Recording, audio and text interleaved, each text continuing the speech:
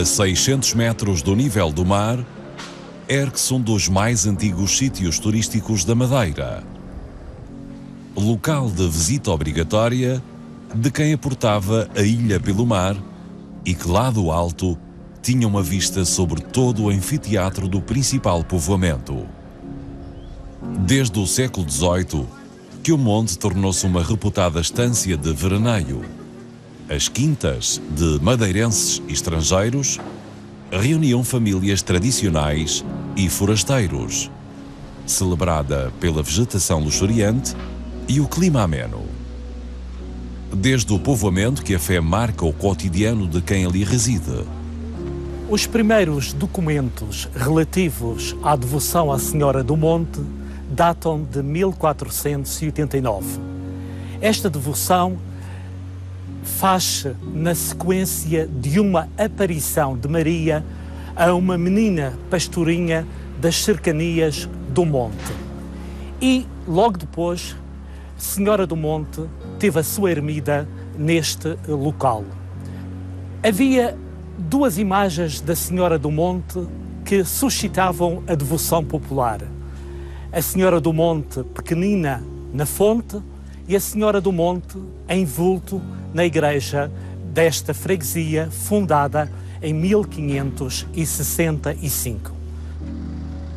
Em diferentes épocas da história, os ataques dos corsários, a fome e a doença levaram a uma devoção invulgar à Senhora do Monte, relação reforçada com nova catástrofe natural. Depois da aluvião de 1803, por decisão da Diocese do Funchal e aprovação do Papa, a cidade do Funchal foi colocada sob a proteção da Senhora do Monte, instituindo-se a partir daí a festa do patrocínio de Nossa Senhora do Monte. No alto de um povoamento que cresceu à beira-mar, a freguesia cresceu em redor da igreja. No século XV, a ermida de Nossa Senhora do Monte era um pequeno templo, mas quando foi constituída a freguesia em 1565, essa ermida tinha sido já ampliada. No século XVII, há várias obras de remodelação da igreja da freguesia e nos finais deste século pensava-se já em construir uma nova igreja, o que vem acontecer entre 1741 e 1743. Mas o terremoto de 1748 deixou a nova igreja bastante arruinada, pelo que tiveram de construir um novo templo. Essas obras decorreram na segunda metade do século XVIII e ainda prolongaram-se pelo início do século XIX. De facto, a nova Igreja do Monte, aquela que podemos observar hoje, veio a ser sagrada em 1818. É na relação com a Igreja que a comunidade fomenta uma das mais relevantes manifestações religiosas realizadas na ilha, a Festa do Monte, um acontecimento cuja importância cresceu com o tempo. Primeiro é a antiguidade, ou seja, tudo à volta do que aconteceu com esta imagem concreta, uma imagem que apareceu perto do Terreiro da Luta e nessa imagem, de maneira estranha, aparecer no meio da floresta que não habitava ninguém, como é que isso tudo aconteceu e tudo isto gerou uma primeira curiosidade da população que estávamos logo no início da colonização da Madeira, como é que apareceu esta imagem e as pessoas começaram a ver como que curiosidade em querer saber mais. Depois, esta devoção foi crescendo, principalmente um elemento importante foi o aluvião de 1803. A Madeira sofreu um grande aluvião, houve muitas desgraças e então, nessa ocasião, pensou-se em nomear Nossa Senhora do Monte a padroeira do Funchal e da Diocese. A partir daí, então, notou-se um assumir de Nossa Senhora como aquela que nos protege de todas as desgraças e tragédias e aquela que é uma mãe. Portanto, foi uma ligação do povo da Madeira com esta imagem, com este título. Tendo na agricultura a atividade principal, foi o transporte da cana e, mais tarde, das pipas de vinho, que desenvolveu formas ardilosas de transporte, o carro de vima. As primeiras referências datam do século XIX. Este está datado desde que nós temos conhecimento, desde 1850. Este inicialmente era usado para transporte da mercadoria das zonas altas do Funchal para o centro, pelas pessoas nobres, os ricos, usavam isto para transporte de mercadoria. Mas, entretanto, a seguir foram adaptando para o turismo começou a descer. Hoje em dia já fazemos isto há mais de 150 anos. O transporte de carga depressa deu lugar a um dos mais famosos meios de transporte turísticos. Uma descida vertiginosa entre o topo da montanha e o calhau junto ao mar, descrita por Ernest Hemingway como uma das mais fortes emoções da sua vida.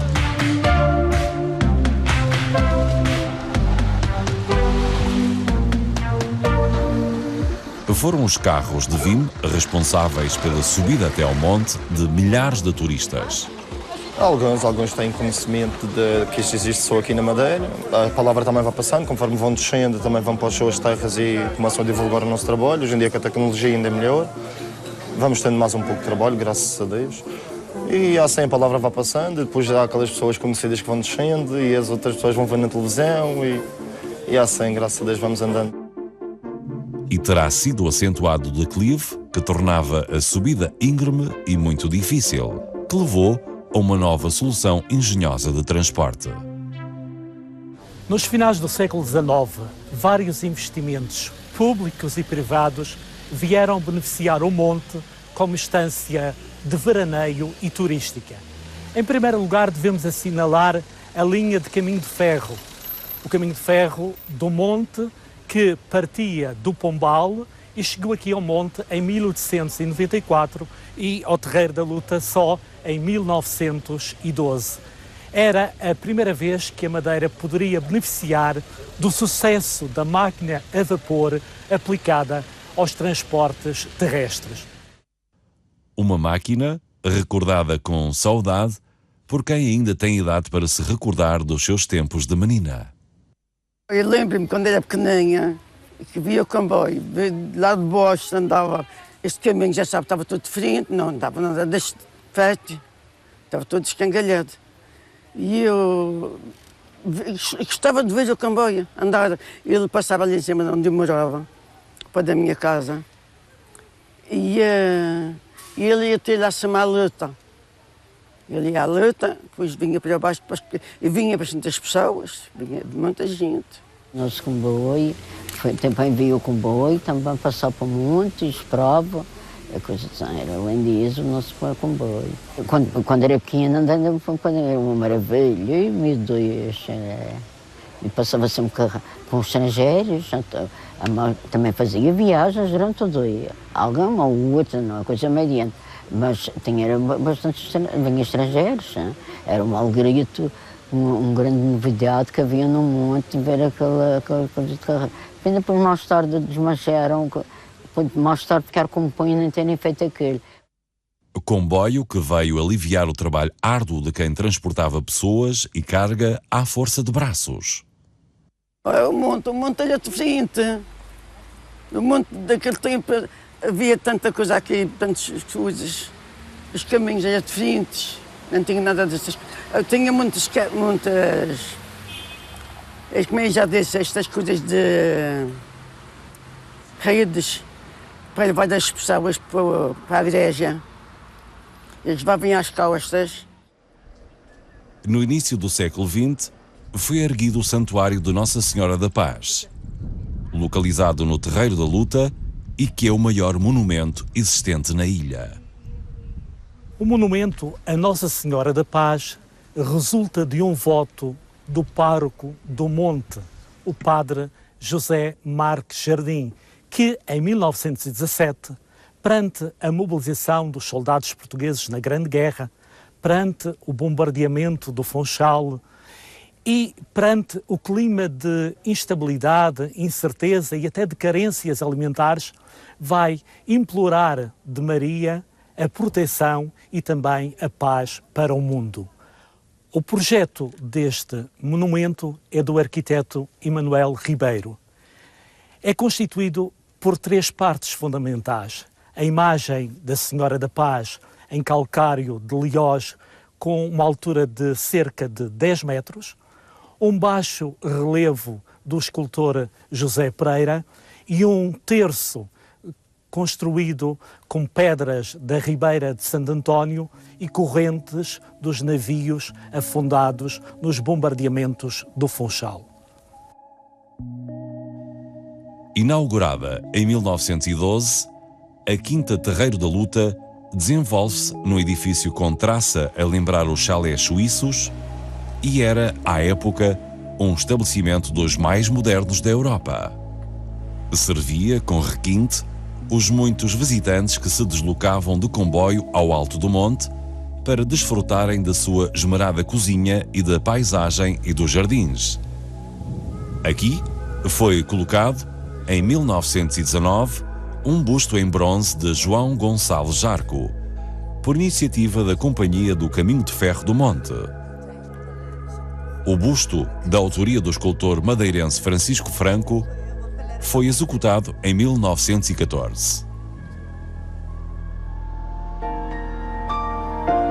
São as quintas as marcas mais relevantes da história da freguesia. A Quinta do Monte, também conhecida como Quinta do Imperador, foi mandada construir por James Gordon no século XIX. Tornou-se um lugar de memória romântica desta freguesia, pintada, descrita e fotografada por numerosos visitantes.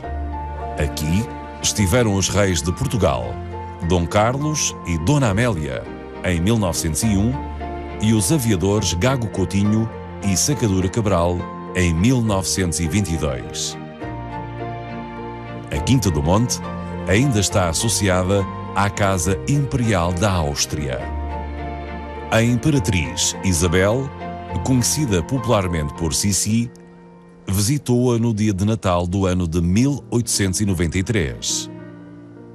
Após uma tentativa frustrada para recuperar o poder na Hungria, o imperador Carlos da Áustria exilou-se na Madeira e residiu nesta quinta por especial deferência do banqueiro Luís Rocha Machado.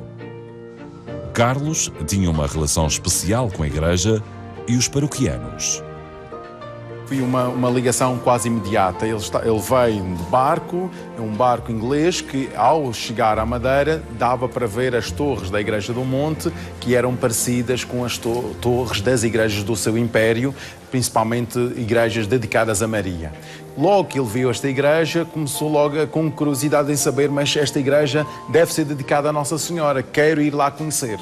De facto, veio conhecer, mas não sabia que estava traçado, no fundo, esse projeto de ele passar os últimos momentos de vida, principalmente aqui nesta paróquia do Monte, na quinta chamada do Imperador, onde, de facto, vem a morrer neste local.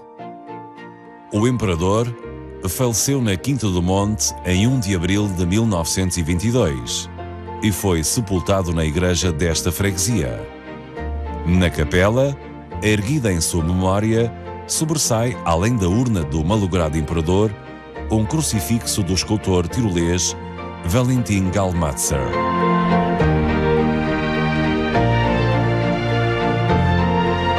A existência de quintas e a vinda mais frequente da gente famosa contribuiu para a aposta no turismo, cujo investimento se iniciou nos finais do século XIX, traduzindo-se na criação de unidades hoteleiras modernas, bastante procuradas, em especial no verão. Em 1904, abriu o Monte Palace Hotel, que funcionou até à década de 50. Hoje é propriedade da Fundação José Berardo, sendo os seus jardins e espaços museológicos um ponto de atração da Freguesia do Monte. 2 museus distintos, ou seja, 2 coleções diferentes, uma que ocupa as esculturas do Zimbábue, nós temos cerca de 2.500 peças, e um piso de minerais que ocupa cerca de 1.000 minerais. Também estes 3 pisos são, portanto, uma mais-valia para aqui, para o nosso jardim, e tem tido muita afluência de turismo, porque são 2 coleções muito bonitas e distintas que nós podemos verificar. Principalmente a coleção de minerais, que é considerada uma das únicas coleções maiores a nível europeu, de museus, e também a escultura africana prima pelo facto de ser os primeiros escultores a fazer esculturas em pedra no Zimbábue. Em 1958, o Colégio Infante do Henrique, da Congregação dos Padres Deonianos, começou a funcionar nas antigas instalações do Grande Hotel Belmonte. Terá sido o clima da ilha que aqui trouxe milhares de turistas à procura de cura para a tuberculose. Uma doença tão grave, na época, que o governo alemão adquiriu durante a Primeira Guerra os terrenos com o objetivo de construir um sanatório para a população local. O sanatório não seria construído nestes terrenos, onde acabou por ser edificado o Hospital dos Marmeleiros. Só na década de 40 é que foi edificado o sanatório que teve em Agostinho Cardoso, médico pioneiro na pneumologia na Madeira, na luta contra a tuberculose, um dos seus grandes impulsionadores. Foi construído em 1940, foi inaugurado em 1940 como sanatório anti-tuberculose, porque nessa altura a tuberculose graçava em Portugal, com uma elevada taxa de mortalidade. Na Madeira era à volta de 30 e tal pessoas que morriam por 100 mil habitantes, e havia uma organização em todo o país que era privada, que vinha do tempo da monarquia, chamada Assistência Nacional aos Tuberculosos.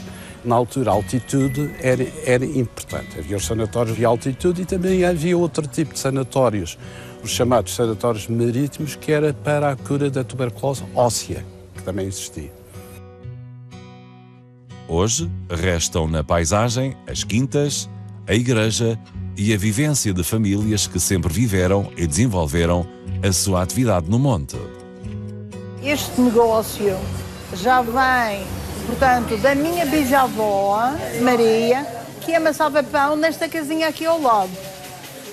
Depois, esta é a minha bisavó, a minha avó, Marquinhas, fez a primeira padaria na Corujeira. Enviuvou cedo, com 32 anos, e com o meu pai apenas com 8 anos de idade. E então resolveu, porque este aqui pertencia todo aos meus bisavós, resolveu construir este espaço que ficou destinado desde sempre para padaria e mercearia. E nós temos ali aquela parede que é o resto, aquilo que sobra da primeira construção, que foi feita em 1932. Nós fornecemos para as grandes superfícies o chamado pão da avó, que é uma receita que vem de família caseira, e estamos agora a lançar, com muito empenho, o pão preto, que era o pão que era comido, era a base da alimentação de 70% a 80% das famílias madeirenses mais pobres. Pão preto.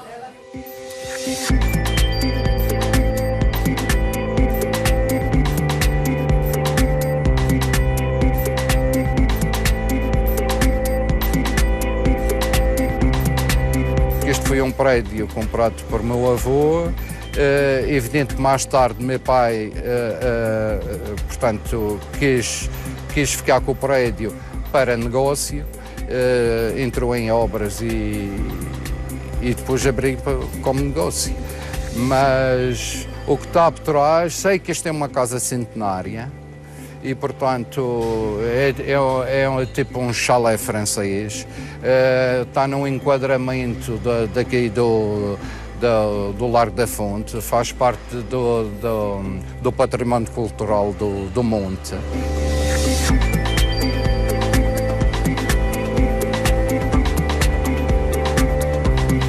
No século XX, o homem volta a encontrar, com arte e engenho, um novo meio de transporte para vencer a subida íngreme da montanha. Em 1999, inicia-se a construção do teleférico Funchal-Monte. Um trajeto concebido com o objetivo de recuperar o papel turístico do comboio do monte.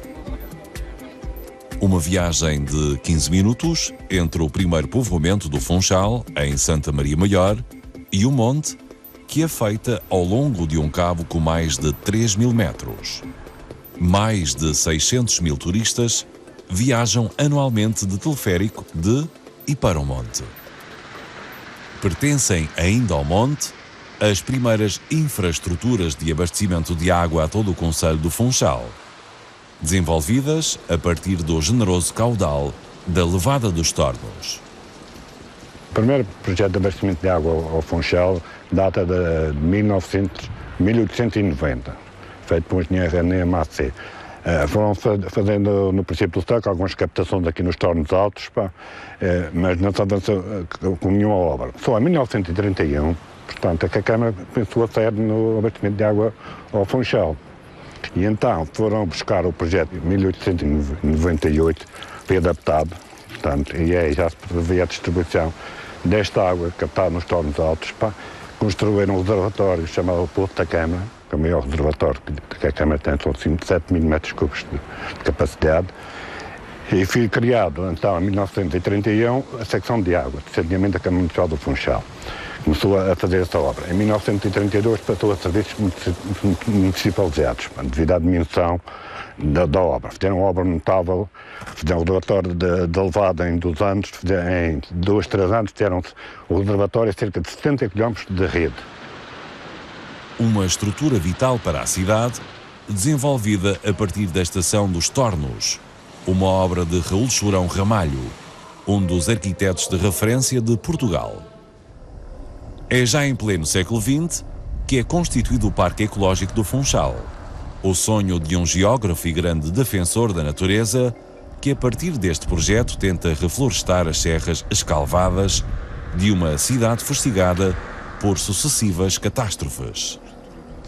A aquisição das parcelas do Montado do Barreiro, mais as do Montado do Pisão e outras pequenas parcelas adjacentes, fez com que a Câmara ficasse aqui na montanha, entre os 550 metros de altitude, perto da antiga central de tratamento dos Tornos, até cá de cima, até ao Pico do Arieiro, até aos 1.800 metros de altitude, com uma propriedade com cerca de 10 km². Se pensarmos que a área do concelho do Funchal é de 77 km², a área do parque ocupa cerca de 1/8 do espaço do Funchal, o que é muito.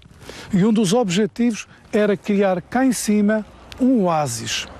Um oásis onde se introduzissem plantas como o cedro da madeira, a urze arbórea, o loureiro, o maçaroco, que se dá bem em altitude, o Equio candicans, a oveira da serra e outras pequenas plantas herbáceas, como por exemplo a arméria, que nós não podemos ver agora porque ela já nesta fase do ano está seca. Nós queríamos recriar cá em cima a flora primitiva, a associação essencialmente arbustiva de altitude. E para baixo, onde toda a propriedade estava infestadíssima de eucaliptos e de acácias, o objetivo era cortar e não deixar crescer e substituir por espécies indígenas de menor altitude, como por exemplo o tile, o vinhato, o barbusano, o folhado, o pó branco. No fundo, tentar recriar a laurisilva cá dentro. Desde 1894 que os responsáveis da Câmara do Funchal se preocupam com a construção e manutenção de jardins públicos. Exemplo disso é o Parque Leite Monteiro, edificado numa área em declive entre o Largo da Fonte e a Estrada do Caminho de Ferro. Conhecido por evocação à fonte antiga de Nossa Senhora, destruída em 1896 em virtude da queda de um grande castanheiro que lhe ficava sobranceiro. Os Jardins do Monte foram batizados em 1895 com o nome do então presidente da Câmara do Funchal, José Leite Monteiro. Mas, em 1910, essa deliberação foi revogada e o largo passou a ser sempre o da Fonte. Por isso, quem lá vive ou visita não tem dúvidas. Onde cá aqui na Madeira, uma coisa, deixa-te contar um monte, não há.